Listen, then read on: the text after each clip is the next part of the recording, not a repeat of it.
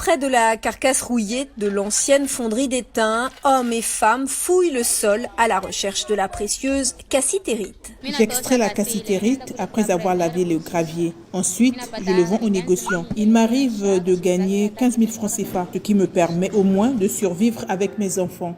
Un peu plus loin, les creuseurs apportent leur récolte à la rivière Lukushi, où des femmes, dans l'eau du matin au soir, lavent le gravier dans des bassines pour en extraire de petits cailloux noirs de minerais d'étain, dont elles espèrent tirer assez d'argent pour vivre. Après avoir creusé partout dans cette ancienne concession minière, jamais une couche de sable pour le laver à la rivière, avec l'espoir de trouver au moins 200 ou 300 grammes de cassitérite, ainsi va la vie.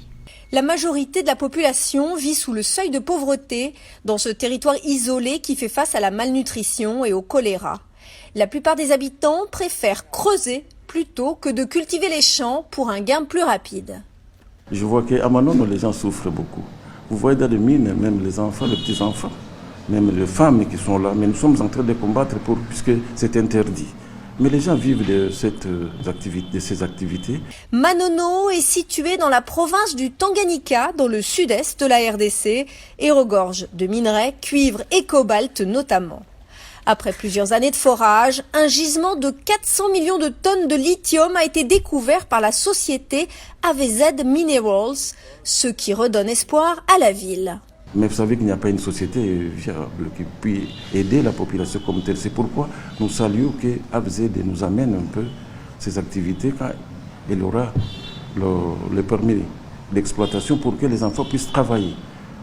Il nous a promis que c'est peut-être 2500 ouvriers qu'il a besoin. La société AVZ attend que le gouvernement lui délivre un permis d'exploitation. Si elle l'obtient, AVZ prévoit de consacrer 600 millions de dollars à la construction d'une usine qui devrait produire environ 700 000 tonnes de produits finis par an et employer des centaines de travailleurs locaux dès 2023.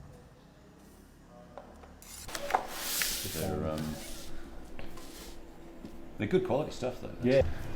Yeah. So this is one of the old dumps, the waste rock piles from this. To the south. Yep. South of Ross Stewart. Okay.